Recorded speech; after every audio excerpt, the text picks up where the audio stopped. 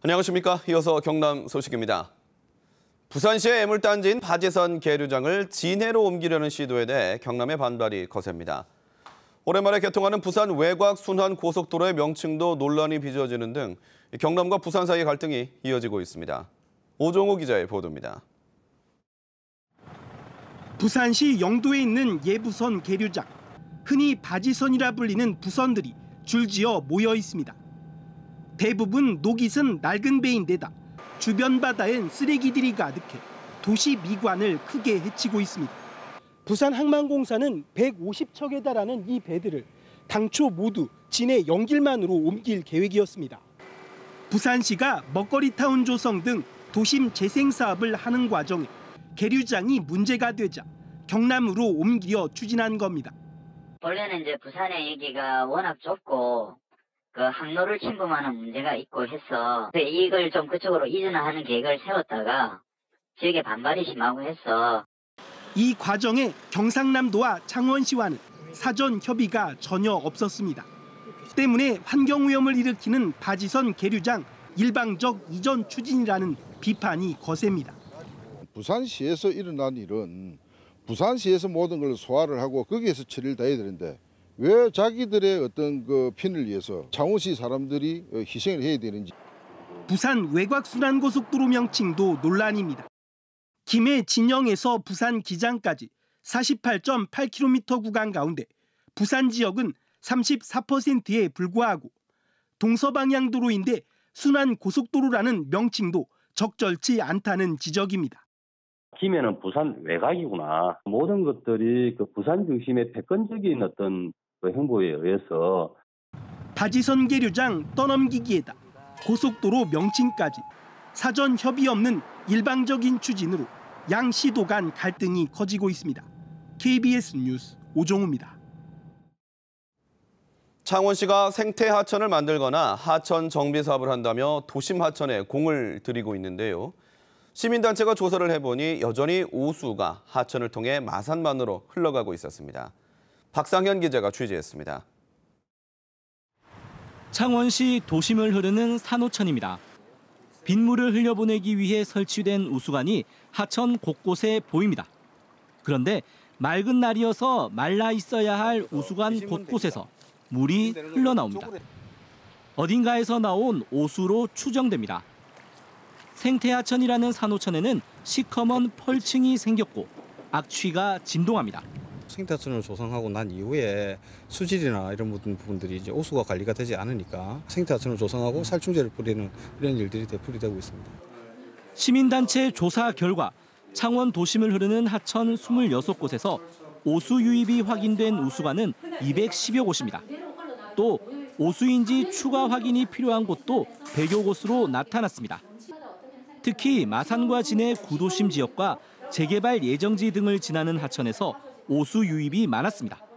생태하천을 하기 이전에 그 하천에 유입되는 오수를 먼저 제거하는 일이 시급합니다. 창원시도 오수 유입이 심각하다는 걸 인정하고 대책 마련에 나서겠다고 했습니다. 시급한 부분에 대해서는 한 3억 정도 예산을 더 투자를 해서 저희들 하반기에 그 구청별로 저희들이 예산 배정을 해서 진행토록 그리 하고. 오수가 흘러든 도심 하천은 생태하천이라는 말을 무색하게 만들고 있는 만큼 수질 관리 강화가 시급하다는 지적입니다. KBS 뉴스 박상현입니다. 경남선거관리위원회가 창녕 이방농협 조합장 재선거에서 조합원에게 금품을 제공한 후보자를 검찰에 고발했습니다. 해당 후보는 지난 15일 조합장 재선거와 관련해 기호와 출마 사실을 알리고 선거운동용 명함과 현금 40만 원을 조합원에게 건넨 혐의를 받고 있습니다. 공공단체 위탁선거법은 선거운동과 관련해 선거인 등이 금품과 향응 제공, 이익 제공 약속을 할 수 없도록 규정하고 있습니다. 두 차례나 민간 사업자 선정이 무산된 마산 해양 신도시 개발을 이제는 창원시가 직접 재정 사업으로 추진해야 한다는 목소리가 나오고 있습니다. 창원시는 새 정부에 조만간 국비 지원을 요청하고 또 마냥 기다릴 수 없는 만큼 민간 개발 공모도 추진한다는 방침입니다. 보도에 김현수 기자입니다. 공정률 70%의 마산 해양 신도시 인공섬은 2년 뒤면 완공됩니다. 하지만 이용 방향은 아직 정해지지 않았습니다. 지난해 12월에는 부영이, 최근에는 외국 투자자가 단독 응모했지만 사업 조건을 갖추지 못해 선정되지 못했습니다. 두 차례 연속 사업자 선정이 무산되면서 민간 개발에서 창원시 재정 사업으로 전환해야 한다는 목소리가 높습니다. 민간 투자 개발 방식이 아닌 좀 재정 사업으로 돌려서 이 마산 앞바다의 해양 신도시를 오롯이 시민에게 돌려주는 방안, 그것은 해양공원이나 또 스포츠파크, 또 해양 레포츠들과 연계하면 창원시가 재정 사업으로 추진할 경우 국비 1,300억 원과 창원시 예산 900억 원, 그리고 최소한의 개발에 따른 분양 대금 500억 원이면 가능하다는 것입니다.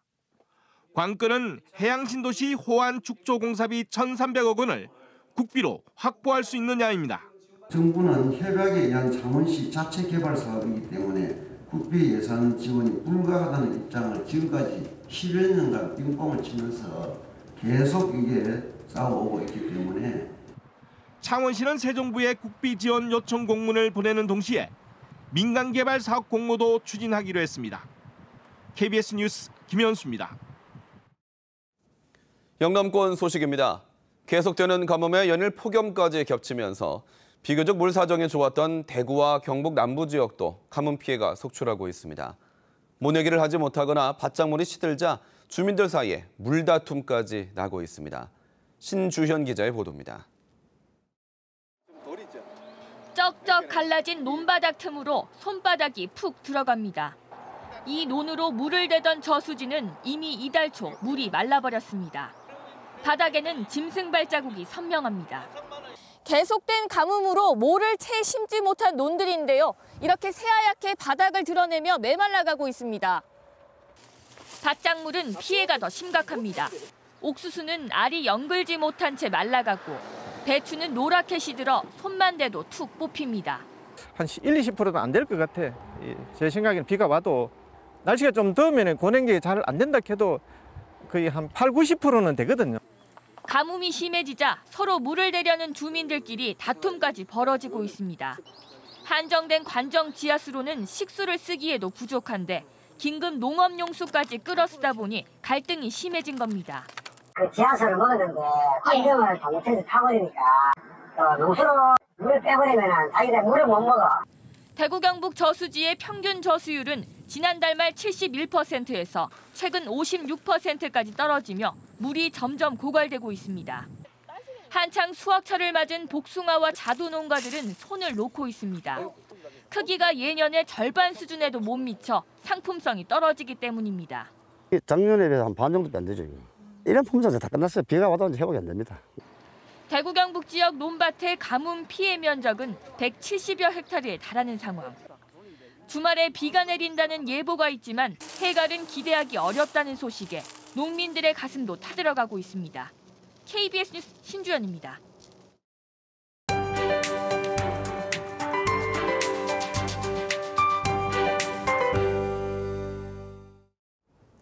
오늘도 지겨운 폭염 소식부터 전해드립니다. 어제만큼 더운 하루 예상하셔야겠는데요. 경남 지역은 9개 시군에서 폭염주의보가 계속되겠고요. 햇볕도 무척 강해서 자외선 지수 매우 높은 단계까지 오르겠습니다.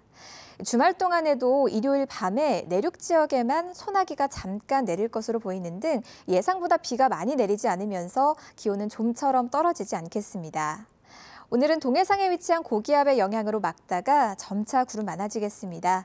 현재 경남 지방에는 맑고 깨끗한 하늘이 드러나 있는데요. 오전에 일시적으로 미세먼지 농도가 높아질 수 있겠습니다. 현재 동부 지역은 21도 안팎으로 어제보다 조금 높게 출발하고 있습니다. 한낮에는 계속해서 33도까지 오르는 지역이 많겠습니다. 경남 서부 지역도 20도를 웃도는 곳이 많고요. 한낮에는 모두 30도를 웃돌면서 어제보다 조금 더 덥겠습니다. 해상에는 기온차에 의해서 낮에도 곳곳에 안개가 끼겠고요. 천문조에 의해서 해수면의 높이가 높겠습니다. 30도 안팎의 불볕더위는 다음 주 초반쯤 누그러지겠습니다. 기상정보였습니다. 하동군은 화개천 일대를 비롯해 7개 읍면 9개 지구에 생활하수 처리시설 정비와 신설에 117억여 원의 사업비를 투입합니다. 사천시는 피서지에서 쓰레기 무단 투기 단속반을 운영해 종량제 봉투 미사용과 재활용 분리배출 위반 행위자에게 과태료를 부과합니다. 진주시는 올해 상반기 31억 원의 세외 수입 체납액을 징수해 지난해 같은 기간 12억 원보다 2배 이상을 더 거뒀습니다. 거제시는 오는 26일 시청에서 영세 사업자와 농어촌 주민 등을 대상으로 무료 세무 상담을 실시합니다. 프로야구 NC 다이노스가 다음 달 1일 창원 시민의 날을 맞아 오는 29일 마산 야구장에서 열리는 홈경기 입장권을 할인 판매합니다. 이에 따라 성인 기준으로 일반석은 6,000원, 외야석은 2,000원에 판매하고 프리미엄 좌석과 특별 좌석은 50% 할인한 가격에 판매합니다. NC는 29일 만원 관중을 달성하면 입장권 할인 판매 행사를 또 한 번 진행하기로 했습니다. 프로축구 경남FC가 지난 2012년 주장을 맡았던 강승조 선수를 다시 영입했습니다. 경남FC는 전상훈 선수와 박주성 선수를 대전 시티즌으로 보내는 대신 강승조 선수를 영입하는 트레이드를 마쳤다고 밝혔습니다. 경남FC는 챌린지리그 우승을 위해서는 공격력이 뛰어난 미드필더가 필요해 강승조 선수를 다시 영입했다고 설명했습니다. 지난달 경남은 수출과 수입이 모두 증가한 가운데 무역 흑자도 크게 늘었습니다.